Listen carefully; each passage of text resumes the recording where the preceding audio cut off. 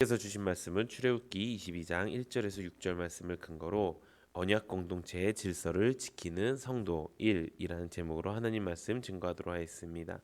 하나님 나라 향하여 출애굽기 강의 95번째 시간입니다. 오늘 말씀도 하나님께서 이스라엘 백성들을 출애굽시키셔서 시내산에 부르셔서 처음 이제 하나님 백성답게 살아갈 수 있는 그 법령을 제시하는 그런 말씀의 내용입니다. 하나님은 이스라엘 백성들과 언약을 맺으셨습니다. 그리고 그 언약을 지키시기 위해서 여러 가지 법령을 제정해 주셨고요. 그로 인해서 하나님은 하나님과 또 하나님의 백성이 언약 공동체가 되기를 원하셨습니다.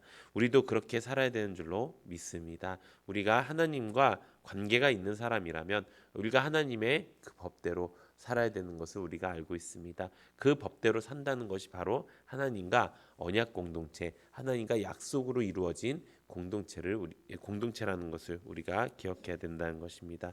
우리가 그렇게 살아서 그 하나님의 약속이 나의 약속이 되고 또 그 하나님의 약속을 지키시는 하나님이 나의 하나님이 되는 은혜가 있기를 바랍니다. 오늘 본문은 고의로 다른 사람들의 재물을 도둑질했을 때의 처벌과 또 부주의한 행동의 결과로 다른 사람의 재물을 손괴했을 때에 대한 처벌에 대해서 말씀하고 있습니다. 이 처벌의 기준은 행위와 동기에 있습니다. 이 행동이 고의적인 행동인가? 그렇다고 하면은 몇 배에 대한 보상을 해야 될 것이고요. 그가 도둑질하다가 죽임을 당해도 할 말이 없다. 단 이제 해가 돋은 후에 그 주인도 잘못이 있다. 이렇게 하는 내용과 또 이것이 만약에 부주의한 결과로 내가 혹시 내 그 소나 양들이 이제 잠깐 보고 있지 못한 사이에 그 양들이 남의 밭에 가서 풀을 뜯어 먹는다든지 곡식을 해야 한다든지 이렇게 부주의했을 경우에는 그 피해가 생긴 만큼 보상해 주는 것. 오늘 본문 말씀이 바로 이런 본문 말씀입니다. 이 말씀을 우리에게 지금 주시는 이유가 무엇일까요? 이게 몇천 년 전에 하나님께서 그 이스라엘 백성들이 농경업을 하고 목축업을 하는 그런 사람들에게 필요한 이 법령을 왜 성경에 넣으셔서 그 성경 안에서 지금 2000년이 몇천 년이 지난 지금 우리에게 이것을 약속의 말씀이라고 주셨을까요?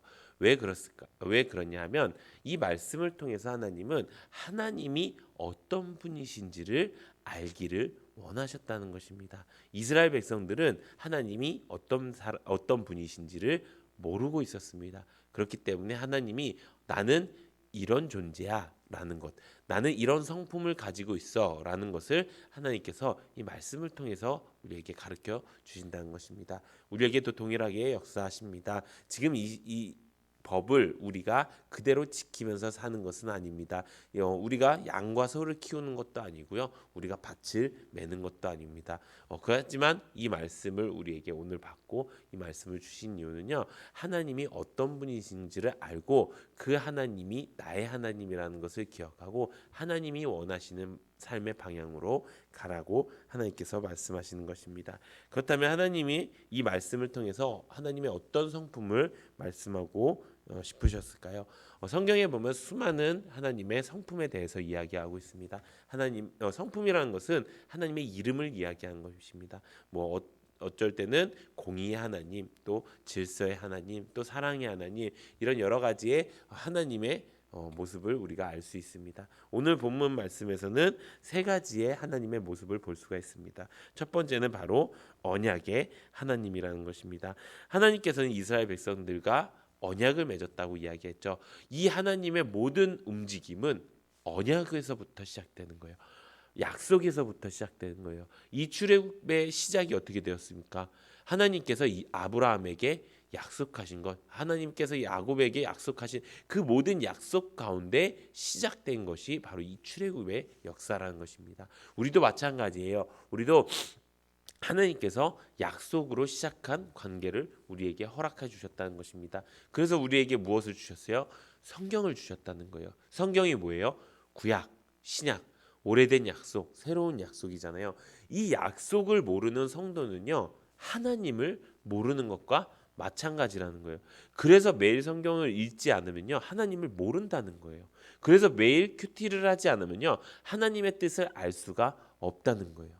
그만큼 하나님께서는 내가 언약의 하나님이야, 나는 말한 대로 지키는 존재야 라고 하나님께서 말씀하고 계시는 것입니다. 우리는 얼마나 하나님의 말씀을 통해서 하나님을 알려고 노력하는 것입니까? 혹시 내가 내 삶에 조금 도움을 얻으려고, 그냥 좀 어디서 지혜로운 말씀을 얻으려고 이렇게 하기 위해서 이 말씀을 읽는 것은 아닙니까? 그 말씀을 듣는 것은 아닙니까? 그렇게 하는 것은 성도가 아니라는 것입니다. 진짜 하나님의 성도라는 것은 하나님의 약속의 그 성품을 지키는 성도가 되어야 된다는 것입니다. 그렇게 하기 위해서 우리가 말씀을 읽는 거예요. 여러분들도 지금 이 말씀을 듣고 있기도 하지만 이제 큐티도 할 것이고요. 뭐 여러 가지 오늘 말씀도 읽고 또 기도도 할 것이에요. 근데 이런 그 모든 수많은 행위들이 왜 하는 거예요? 그냥 오늘 내가 해야 될 것이니까 이게 아니라 오늘 하나님께서 나에게 약속하신 그 말씀을 내가 붙들고 살아내겠다라고 하는 결심과 결단이 우리 가운데 있어야 된다는 것입니다. 사랑하는 성도 여러분, 이렇게 우리가 이 약속의 하나님, 이 약속을 지키시는 하나님을 만나는 은혜가 있기를 바랍니다. 두 번째 하나님의 성품은 바로 공의의 하나님을 만날 수가 있습니다. 이 공의라는 것은 누구에게나 공평하게 적용되는 정의를 말하는 것입니다. 이것은 하나님께도 마찬가지로 적용이 되는 거예요. 누구에게나 어떤 사람에게나 다 공평한 거예요. 세상 사람들은 뭐라고 얘기하죠? 세상 사람들은 태어날 때부터 다 틀리게 태어난다고 이야기해요. 그래갖고 어떤 사람들은 뭐 금수저라고 이야기하고 다이아몬드 수저라고 얘기하고 흙수저라고 이야기하고 내 인생은 왜 이러나 막 이렇게 얘기합니다. 그런데 공평하신 하나님의 그 성품을 우리가 깨닫게 된다면요, 절대로 우리는 불평불만을 할 수가 없는 것입니다. 왜 그럴까요? 그것은 우리가 하나님의 공의의 가운데 우리의 모습을 본다면 우리는 다 똑같은 존재예요. 다 똑같은 어떤 존재? 다 똑같이 지옥 가는 존재예요. 죄로 가득 차 있기 때문이에요. 그렇기 때문에 이 공의의 하나님을 만날 때 우리는 다 내가 누구나 똑같구나. 누구나 내가 내 거를 자랑할 것이 없구나. 누구에게도 내가 큰 소리 낼 것도 없고 누구에게도 내가 정죄할 수 있는 존재가 아니구나라는 것을 우리가 깨닫게 된다는 거예요. 이 공의 하나님이라는 것은 질서의 하나님이라는 말로도 우리가 표현을 하게 돼요. 이 질서라는 것은 무엇입니까? 질서라는 것은 법을 지키는 것을 이야기해요. 이 공의라는 것은 내가 이제 모든 사람들이 공평하게 너가 이렇게 했으면 이렇게 해야 돼. 너가 죄를 지었으면 그 죄값을 갚아야 돼. 라고 하는 게 공의예요. 그러면은 질서는요, 그 공의, 그 법을 지키는 것을 질서의 하나님이에요. 근데 이것을 본다면요, 우리는 어떻게 돼야 되는 거예요? 우리는 하나님의 그 뜻대로 산다면은 무조건 지옥 가고 무조건 그 죄값을 우리가 치러야 되는 거예요. 그게 공의의 하나님이고, 그게 질서의 하나님이고, 그게 우리 하나님이신 거예요. 근데 여기에서 우리가 발견하는 하나님의 마지막 성품을 알 수 있어요. 무엇인가요? 바로 사랑의 하나님이라는 거예요. 이 공의의 하나님, 많은 사람들이 하나님을 이야기할 때 공의의 하나님, 질서의 하나님 이렇게 얘기하고 사랑의 하나님 이렇게 따로 얘기해요. 그러면서 따로따로 뭐라고 얘기하냐면 우리 심판하시는 그 하나님, 죽으면은 사람이 죽으면은 누구나 심판을 받는다고 이야기하는데 그 공의의 하나님이라고 이야기하면서 왜 또 사랑의 하나님이라고 이야기하느냐? 그게 말이 되느냐라고 하는데요. 이 공의의 하나님을 잘 설명한 것이 바로 사랑의 하나님인 거예요. 왜 그렇게 될까요?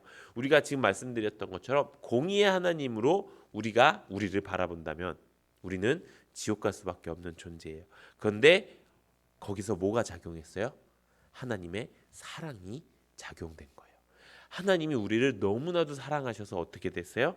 하나뿐인 아들인 독생자 예수 그리스도를 이 땅에 보내셔서 어떻게 하셨어요? 우리의 죄값을 대신 치러주시는 대속의 은혜를 베푸셨어요. 이것이 하나님의 사랑이에요.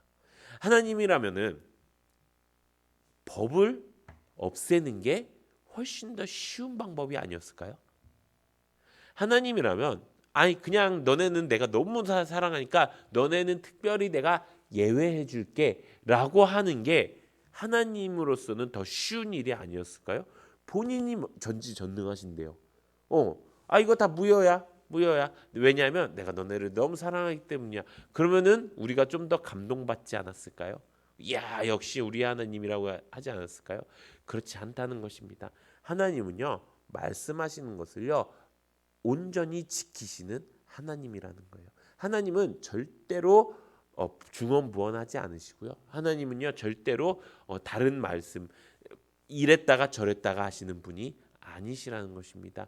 그것을 지키시기 위해서 어떻게 하셨다고요? 자기 하나뿐인 아들까지 죽일 정도로 공의의 하나님이면서 사랑의 하나님을 우리에게 보여주셨다는 것입니다. 성도라고 하면 마땅히 그 공의의 하나님을 공의의 하나님 앞에 겸손하게 있어야 되고요. 그 사랑의 하나님 앞에 내 모든 것들을 바쳐서 진심으로 그 사랑에 감사해야 된다는 것입니다. 사랑하는 성도 여러분, 우리가 이렇게 하나님의 성품을 알기를 원합니다. 하나님의 말씀을 통해서 이 성품을 알게 되면요, 우리가 어떻게 행동해야 될지를 명확하게 알 수 있어요. 어떻게 우리가 행동해야 돼요? 하나님의 말씀을 읽어야 돼요. 하나님의 말씀을 알아야 돼요. 그래야지 하나님의 언약을 우리가 알 수 있는 거예요. 하나님의 공의의 하나님이라는 것을 우리가 따라야 돼요. 그래야 하나님 앞에 우리가 겸손해지고요. 그래야 하나님 앞에 이 모든 것들이 다 공평한 것이구나.